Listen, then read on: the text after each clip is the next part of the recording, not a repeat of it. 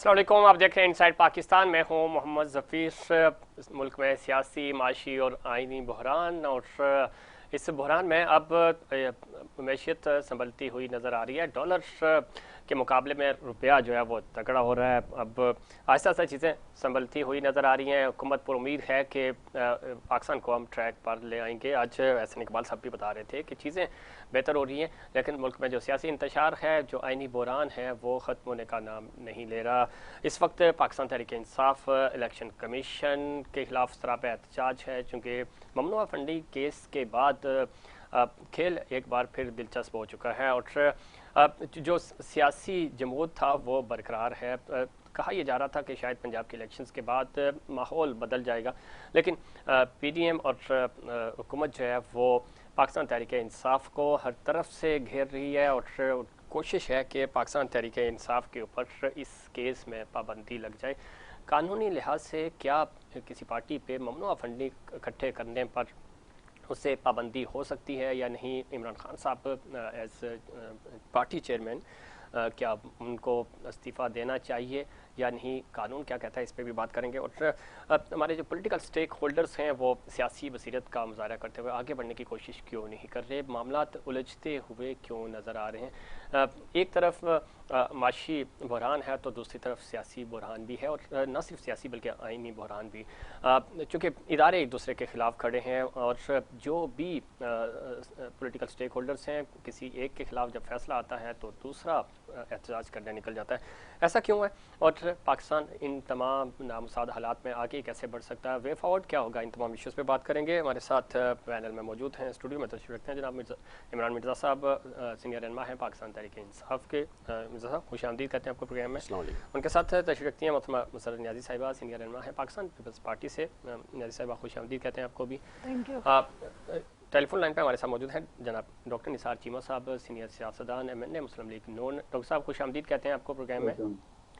Video link के जरिए हमारे साथ मौजूद हैं एडवोकेट ज़ैन सुमरो, माहिर कानून हैं और ख़ास तौर पे इस फंडिंग केस के हवाले से बड़ी ज़बरदस्त रिसर्च है। एडवोकेट साहब खुश आमदीद कहते हैं आपको भी। Thank you. Doctor Nisar Cheema साहब, गुफ्तगू का आगाज़ आपसे करते हैं। किस तरह देखते हैं, चूँकि कहा यह जा रहा था पंजाब के इलेक्शंस के बाद जिस तरह आपने रिजल्ट्स अपनी शिकस्त को भी तस्लीम भी किया, मामला ताकि बढ़ते हुए नज़र आ रहे थे पॉलिटिकली। पहले दिन मरियम बीबी ने चूँकि जो ट्वीट किया उसके बाद लग रहा था कि शायद एक अफवाम व तफहीम से मामला आगे बढ़ेगा। अब चूँकि उसी दिन बल्कि उसके वेरी नेक्स्ट डे आपकी तरफ से प्रेस कॉन्फ्रेंसिस का आगाज़ हुआ और अब फॉरेन फंडिंग केस जो कि इनफैक्ट ममनुआ फंडिंग केस है, उसका फैसला भी आ चुका है। अब आप जोर लगा रहे हैं कि किसी भी तरह पाकिस्तान तहरीक इंसाफ पे पाबंदी लग जाए या चेयरमैन पाकिस्तान तहरीक इंसाफ जो है उनको इस पॉलिटिकल सिस्टम से आउट कर दिया जाए कानूनी तरीके से। आपको नहीं लगता कि थोड़ा सा इस वक्त आप चूँकि अपर हैंड हैं, हुकूमत हैं, आपको कंप्रोमाइज़ करके आगे बढ़ना चाहिए था, ताकि जिस तरह आज एहसन इकबाल साहब भी कह रहे थे कि माशी तौर पे हम थोड़ा सा स्ट्रांग हो रहे हैं, चीज़ें बेहतर हो रही हैं, अब मुल्क ट्रैक पे आ जाता, उसके बाद अब फैसले आते, भले पाकिस्तान तहरीक इंसाफ हो, पाकिस्तान पीपल्स पार्टी हो, मुस्लिम लीग नून हो, इल्ज़ाम सब पे हैं, तो उसके फैसले भी इसी तरह आते, प्रेशर ना बिल्ड किया जाता, इदारे इस तरह एक दूसरे के खिलाफ ना खड़े होते और पॉलिटिकल पार्टीज़ भी इदारों के खिलाफ ना खड़ी होती। चीमा साहब जी, हेलो। जी जी सुन पा रहे हैं चीमा साहब आप? जी, मेरी आवाज आ रही है? जी जी जी हम सुन रहे हैं आपको। देखिए, गुजारिश ये है कि ये जो फैसला है इलेक्शन कमीशन का है, ये दो तीन चीजें आप ध्यान में रखें। पहली बात ये है कि ये इलेक्शन कमीशन में ये पिटीशन जो थी, ये दरखास्त हम नहीं लेके गए, ना पीडीएम ना मुस्लिम लीग नून। ये उनके अपने फाउंडिंग मेंबर उनके बानी रुकन जो घर के भेदी थे वो लेके गए और उन्होंने कहा कि ये इन्होंने ये गैर कानूनी काम किए हैं, ये इन्होंने अकाउंट्स अपने छुपाए हैं, ये इन्होंने ये इसमें करप्शन की है, जिसकी बिना पर इलेक्शन कमीशन ने जब ये कि केस की समाज शुरू की, पहले तो उन्होंने ये कहा कि ये इसके हक के समाज को चैलेंज किया।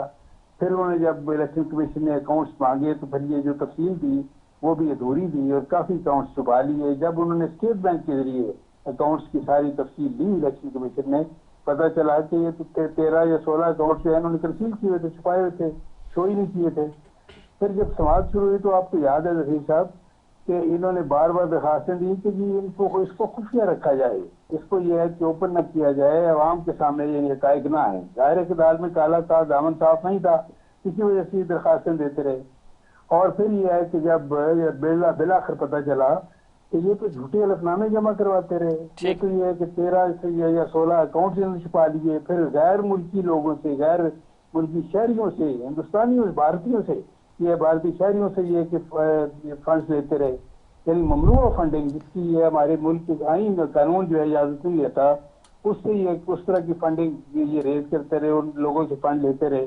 जाहिर है कि जो गैर मुल्की जो है या इंडियन या जो इस तरह के इसराइली या आपको जी साहब, देखिए केस का जो पस मंजर है इस्तेमाल करने की कोशिश करेंगे। ठीक, केस का पस मंजर बिल्कुल वाजे है और इस पे बात भी हो चुकी है बारखा। अब लेकिन इस जिस तरह आप प्रेशर बिल्ड कर रहे हैं और जिस तरह चीजें आगे लेके जा रहे हैं, आप क्या ही अच्छा ना होता कि इस वक्त इकोनॉमी के ऊपर जो आपकी तरफ से एक इनिशिएटिव लिया जा रहा था कि डायलॉग की तरफ आए। नहीं, मुझे ये फरमाएं कि ये नहीं है कि जो जुर्म करता है, जो झूठे हलफनामे जमा करवाता है, जो गैर मुल्कियों से पैसे लेता है, जो कंसील करता है अकाउंट्स, क्या ये किस तरह के जुर्म जो हैं उनकी सजा उस वक्त तक मौखर कर देनी चाहिए जब तक इकोनॉमी जो है वो बेहतर ना हो? क्या पूरी मुल्क की अदालतों को ऐसे तमाम मुजरिमों के केसेस जो हैं उनको अगली तारीखें दे देनी चाहिए कि जब तक ये है कि ये इकोनॉमी अपने पाँव पे खड़ी नहीं होती, डॉलर नीचे आता, उस वक्त तक तमाम जराइम में मुलव्वस लोगों के केस नहीं सुने जाएंगे? क्या ये कोई मुनासिब मंतक है? क्या ये जवाब सही है? बात यह है कि मुजरिमों को सजा तो मिलनी चाहिए। जवाब बिल्कुल नहीं है, लेकिन चीजें पॉलिटिकल भी नहीं, रिलीफ नहीं मिलना चाहिए डॉक्टर साहब। यहाँ छोटी छोटी बातों पे लोगों को डी-सीट किया जाता रहा, डिस्क्वालीफाई किया जाता रहा। आपको याद है सर वो भी गलत है वो भी गलत है साबित। मियां नवाज शरीफ को तो देखिए पूरी दुनिया की अदालती तारीख में इस तरह की नजीर नहीं मिलेगी। ये इस तरह के मर्द का केस की बुनियाद पर उनको डिस्क्वालीफाई सर ये हमारी कमजोरी है, हमारे सिस्टम की कमजोरी है कि जो बहुत सारी जगहों मेरा मुतालबा ये है कि सुप्रीम कोर्ट के फुल बेंच को ये इमरान खान साहब का केस और मियां नवाज शरीफ का केस इकट्ठे सुनना चाहिए। अगर ये बड़ी अच्छी बात की आपने, मियां नवाज शरीफ की डिस्क्वालिफिकेशन को फौरन खत्म होना चाहिए। चीमा साहब मैं आऊंगा आपकी तरफ भी, जरा इसका कानूनी नुक्ता नजर भी समझे हम एडवोकेट सजैन सुमरा साहब से। सुमरा साहब चूंकि गुफ्तगू इस पे बहुत सारी हो रही है, कन्फ्यूजन्स बहुत हैं, इफ एंड बट्स हैं, सर्टिफिकेट है, बयान हल्फी है या नहीं है, इसमें फ़र्क क्या है? पाकिस्तान तहरीक इंसाफ इसकी तशरीह कुछ और कर रही है, पीडीएम और हुकूमत इसकी तशरीह बिल्कुल डिफरेंट कर रहे हैं। मुश्किल बनाया जा रहा है इस पूरे प्रोसीजर को। आप ज़रा हमारे नाजरीन को बताइएगा कि ये केस है क्या बुनियादी तौर पे, और कितना स्ट्रॉन्ग केस है? क्या इसमें पार्टी पे पाबंदी लग सकती है, या चेयरमैन जो इमरान खान साहब हैं पार्टी के उन पे लग सकती है, या सिर्फ ये ममनुआ फंडिंग जो इकट्ठी की गई है वो जब्त हो सकती है? इस पर क्या पॉसिबिलिटीज़ हैं सुमरा साहब? देखिए सर, अगर आप केस को देखें तो जो इलेक्शन कमीशन इस वक्त फैसला है वो इस वक्त फॉरेन फंड के मामले में पहली है। अगर आर्टिकल सेक्शन 112 के तहत जब भी इलेक्शन कमीशन डेलिब्रेशन अपनी दे देती है किसी फैक्चुअल फाइंडिंग पे कि ये पार्टी, इस पार्टी के पास फॉरेन एक फंडिंग है, वो पूरी फंडिंग उनकी फॉरेन फंडिंग पे बेस करे या फिर उनकी फंडिंग का कुछ हिस्सा फॉरेन फंडिंग पे है, मतलब वो कंट्रीब्यूट करे कुछ हिस्सा, तब ये इलीगल डिक्लेयर किया जा सकता है। अब इलेक्शन कमीशन ने तो वो इनको डिक्लेयर कर दिया कि इनको काफ़ी फंडिंग जो है इंडिविजुअल से भी आई है और कॉरपोरेशन से भी आई है, लेकिन यहाँ पे डिक्लेरेशन वाले फैसले में दो आखिर में आप अगर देखें तो डायरेक्शंस थी। पहली डायरेक्शन उनकी ये थी कि ये फंडिंग जो हुई है ये हमारे मुताबिक प्रोहिबिटेड है, इस फंडिंग को रूल 6 के तहत जब्त किया जाए, ये एक डिक्लेरेशन। जो दूसरी उनकी डायरेक्शन थी वो ये थी कि कोई और एक्शन अगर ये इदारा इलेक्शन कमीशन इस जजमेंट के तहत ले सकता है तो वो एक्शन लिया जाए। अब पहली जो जब्त करने वाली जो बात है वो तो ठीक है, पीटीआई के लिए इस वक्त सूट करता है कि हाँ भाई जब्त कर लें, जान छोड़े हमारी, ठीक है, उस पर वो बड़ा खुश भी हुआ है कि सिर्फ जब्त करने की बात है, इलेक्शन कमीशन ने और तो कहा नहीं था। ये बात उस दिन भी मैंने सबको कही थी कि खतरनाक पार्ट दूसरा पार्ट है जो कहता है if there is any other direction और any other action possible under law that should be taken in accordance with judgement. असल पार्ट वो था, क्योंकि कहानी वहां से शुरू होती है, वो ये है कि जब भी कोई डेलिब्रेशन आ जाती है इलेक्शन कमीशन से, ठीक। तो federal government section 212 election act 2017 के तहत अपनी डिक्लेरेशन देगा कि ये पार्टी फॉरेन एडेड पार्टी है, ठीक है। और फॉरेन एडेड पार्टी की अगर हम डेफिनेशन देखें, वो भी इलेक्शन एक्ट में उसी सेक्शन 212 में नीचे दी हुई है। फॉरेन एडेड पार्टी की ये डेफिनेशन है कि पूरी फंडिंग हो या फंडिंग का एनी पोर्शन, मतलब सही। अगर आपने सिंगल पैनी भी किसी से ले ली है, वो फॉरेन नेशनल है या फॉरेन कॉरपोरेशन है, अगर सिंगल पेनी भी आपको आई है तो आप एक फॉरेन एडेड पार्टी कहलाएंगे एज पर लॉ। उसमें कोई दूसरी राय हो ही नहीं सकती। ठीक। और आपको इलेक्शन कमीशन फेडरल गवर्नमेंट एक डिक्लेरेशन दे के, नोटिफाई करके, एक फॉरेन एडेड पार्टी डिक्लेयर करके आपको बैन कर सकती है। और उसी सेक्शन 212 का एक अगला हिस्सा है जो ये कहता है with in 15 days supreme court उस डिक्लेरेशन को कंफर्म करेगी। अब यहाँ पे ये सवाल उठता है, क्या सुप्रीम कोर्ट इस फैसले को फिर से सुनेगी और फिर अपनी फैक्चुअल फाइंडिंग्स करेगी? ऐसी बिल्कुल भी कोई गुंजाइश नहीं है इस कानून में। सुप्रीम कोर्ट सिर्फ इतना देखेगा कि क्या इनकी कोई भी फंडिंग किसी फॉरेन नेशनल या फॉरेन ऑर्गेनाइजेशन की तरफ से आई है, एनी पोर्शन ऑफ फंडिंग अगर आई है, तो क्या एक जो डिक्लेरेशन फेडरल गवर्नमेंट दे रही है वो दुरुस्त डिक्लेरेशन है? ठीक। जी बिल्कुल दुरुस्त है। इस वक्त तो हमारे आगे सारे फैक्ट्स क्लियर हैं ना, ठीक। तो सारे इन फैक्ट्स सारे फैक्ट्स को मद्देनजर रखते हुए आपको क्या लगता है 62(1)(f) जो आर्टिकल है, आप इसके तहत खान साहब जा सकते हैं, नाअहल हो सकते हैं? जी मैं उसकी तरफ आता हूँ, उसकी तरफ मुझे, अगर मुझे इजाजत है मैं ये वाली जी बात जी। कंप्लीट कर लूँ। तो पार्टी के फंड जब्त होना एक हिस्सा है इसका, और पार्टी बैन होना दूसरा हिस्सा है। जो जो डायरेक्शन स्टार्ट होगी फेडरल गवर्नमेंट को, जब रेफरेंस जाएगा इलेक्शन कमीशन से, तो आगे से वहां से कहानी शुरू होगी। ठीक। तो अगर आपने अभी देखा हो कि उस दिन के बाद, उस वक्त ये बयान नहीं आए थे, लेकिन उस दिन के बाद शाम को और बाद में बयान आना शुरू हो गए कि हम अब बैन की तरफ जाएंगे और वो सारी कार्रवाई शुरू करेंगे। तो एक तो पार्टी जब्त, फंड जब्त बिल्कुल 100% होंगे इसमें, और ये पार्टी भी 100% बैन होगी। अब या तो सुप्रीम कोर्ट कानून बदल दे, या सुप्रीम कोर्ट इसमें अपने एक जज या दो जज बिठा के फैसला कर दे, तो वो इस मुल्क के लिए सही नहीं होगा लॉन्ग ठीक। टर्म में। अच्छा, इसमें इमरान इसमें एक चीज फुल कोर्ट का कहा जा रहा है, जिस तरह भी चीमा साहब ने भी मुतालबा किया कि फुल कोर्ट सुने इसको, और अगर और हुकूमत भी यही चाह रही है, फुल कोर्ट का फैसला ज़ाहिर अगर आ गया कि पार्टी को बैन किया जाए, आप समझते हैं कि जो लीगली जो डेटा है या जो सबूत है ये एनफ है किसी भी पार्टी को बैन करना? और क्या ये मुल्क, अगेन मैं इस पे आऊँगा कि मुतहम्मिल हो सकता है उसके जो नताइज आएंगे अगर खान साहब को चेयरमैन से हटा दिया जाता है या पार्टी ही पूरी बैन कर दी जाती है, तो उसके बाद का जो आगे हम इतने बड़े बहरान से गुजर रहे हैं, तो लीगली आप समझते हैं कि ये पॉसिबिलिटीज़ हैं, यानी जजेस हजरात इस तरफ जाएंगे, या इससे पहले कोई जो फंड जब्त करने की हद तक ही फैसला देकर थोड़ा सा फेस सेविंग कर ली जाएगी? देखिए, अगर तो इस वक्त जिस तरह हॉर्न्स लॉक हुए हुए हैं, both the parties are at loggerheads, और अनफॉर्चुनेटली दोनों पार्टीज ये कह रही हैं कि हम बेशक अपना नुकसान भी कर लें, हम अगले को नहीं छोड़ेंगे।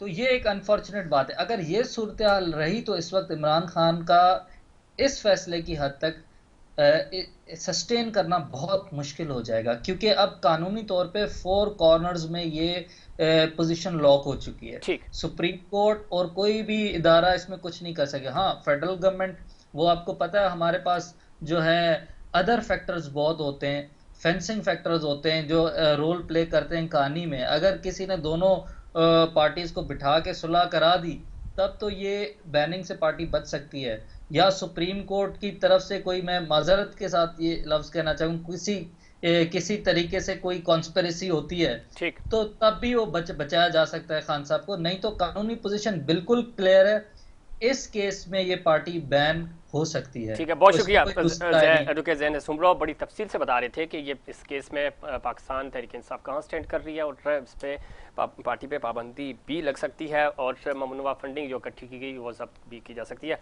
मिर्ज़ा साहब, तफसीलात आपने सुनी, और केस बहुत वाजे है और अगर पाबंदी लग जाती है तो क्या हिकमत अमली होगी? और दूसरा, आप आज कराची में भी आपने प्रोटेस्ट किया, इलेक्शन कमीशन के खिलाफ आप प्रोटेस्ट कर रहे हैं, आपको लगता है कि ये एक नया जन्म देगी? अगर पाबंदी लग भी गई तो जाहिर है जिस तरह खान साहब हमने देखा कि उनको निकाला गया, हुकूमत से हटाया गया, तो उनका ग्राफ ऊपर गया जो कि बहुत नीचे था।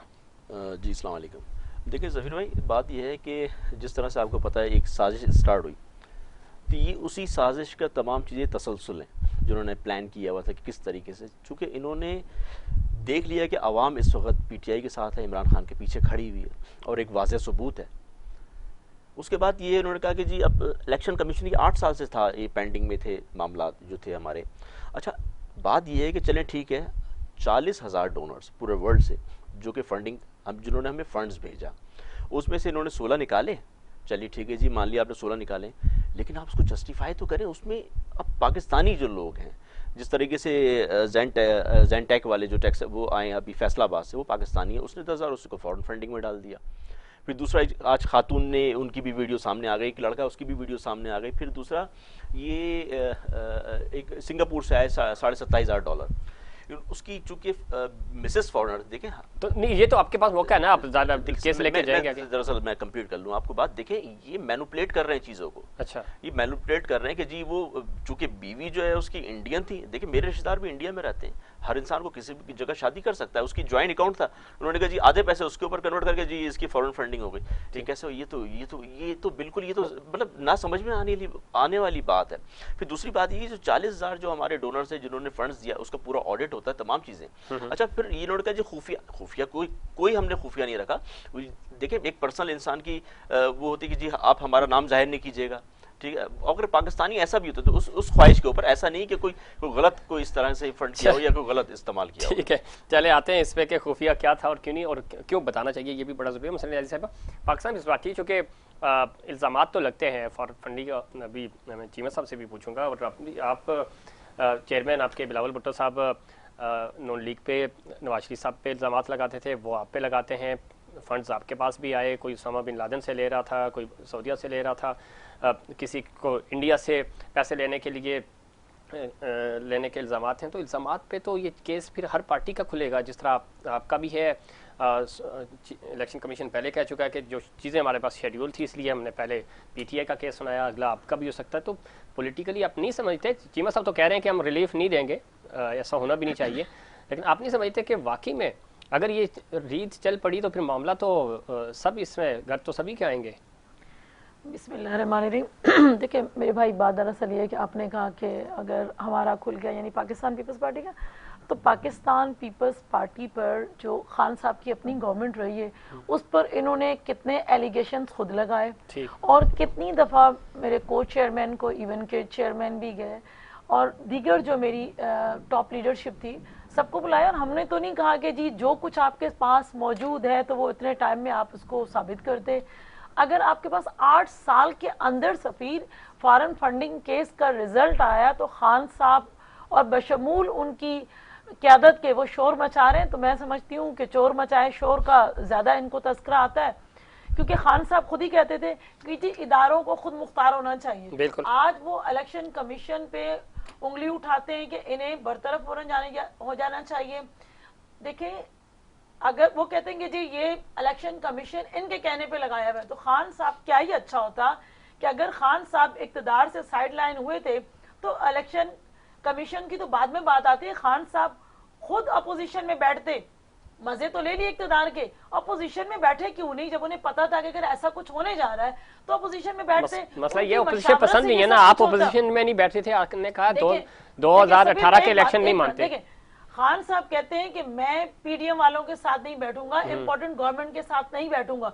तो खान साहब उन्हीं लोगों के साथ बैठे जब वो अपोजिशन में थे, और खान साहब इक़्तिदार में थे जब तो ये कुछ नहीं था। आज अगर वो अपोजिशन में है खान साहब और ये तो ये तो कह रहा हूँ बदकिस्मती से या सारी सियासी जमातें एक पेज पे खड़ी हैं इस पॉइंट पे, कम अज कम कि हमारी सियासत में कोई असूल ही नहीं है। तो जिनको आप कातिल लीग कहते थे उनको आपने डिप्टी वज़ीर आज़म भी बनाया, जिनको ये डाकू कहते थे उनको अपना सीएम चुन लिया, जिनको लड़काना की सड़कों पे घसीटना था उनको आपने उनके ज़रिए आपने हुकूमत बना ली। तो ये चीज़ें तो हो रही हैं ना बदकिस्मती से। देखिए बताऊँ आपको, जमहूरियत के अंदर कोई चीज़ हरफ आखिर नहीं होती। हमने कभी ये नहीं कहा। खान साहब तो एक चीज़ को इंतकामन ले बैठते हैं। खुद ही उन्होंने कहा ना कि देखें इससे बड़ा बिकाऊ शख्स क्या होगा कि 10 सीटों वाले शख्स के कदमों में जाके बैठ गए और आपके पास 177 सीट्स है और आपको अपने में से कोई नहीं मिला। कहते हैं ना कि मैंने तो अपने लोगों को प्रमोट करना है, आपको अपने लोगों में से तो कोई मिला ही नहीं शख्स। आपने भी नून लीग को हटा के, चूंकि नून लीग का ने आपका साथ छोड़ दिया था, तो आपने भी इन्हीं 10 सीटों वालों को डिप्टी वज़ीर आज़म बना लिया था। तो मफादात की खातिर तो यही हो रहा है ना। देखिए स्ट्रेंथ पे डिपेंड करता है। इनकी स्ट्रेंथ क्या 10 थी और फिर खान साहब अभी भी जो है ना कहते हैं कि नहीं जी यहाँ तो 6-6 सीट्स वालों को भी साथ लेके चले, लेकिन ये है कि वो वादे पूरे नहीं करते, वादे वफा नहीं करते। ये तो कोई बात मुझे ब्रेक के बाद मिर्जा साहब आऊँगा आपकी तरफ। नाज़रीन वक्त हुआ ब्रेक के बाद पॉलिटिकल जो हमारा एक बयानिया सेट होता है तमाम पॉलिटिकल पार्टीज़ की तरफ से, मनपसंद फैसले उनको काबिल कबूल होते हैं, वो चाहे पार्लियामेंट से आएँ चाहे वो अदलिया की तरफ से हों, किसी भी जगह से, इवन मीडिया पे भी इसी तरह के इल्ज़ामात लगते हैं। इन चीज़ों से पॉलिटिकल हमारा जो स्टेक होल्डर्स हैं, पॉलिटिकल पार्टीज़ हैं, वो कैसे बाहर निकल सकती हैं और किस तरह इदारों को जो न्यूट्रल किरदार अदा करता है उस पर भी तनकीद की जाती है और जो नहीं होता उस पर तो खैर इल्ज़ामात लगते ही हैं। ऐसा क्यों है और पाकिस्तान की सियासत कैसे इस तरह के बयानात और इस तरह के रवैयों से बाहर निकल सकती है, इस पर बात करेंगे। लेकिन उससे पहले कमर्शियल ब्रेक।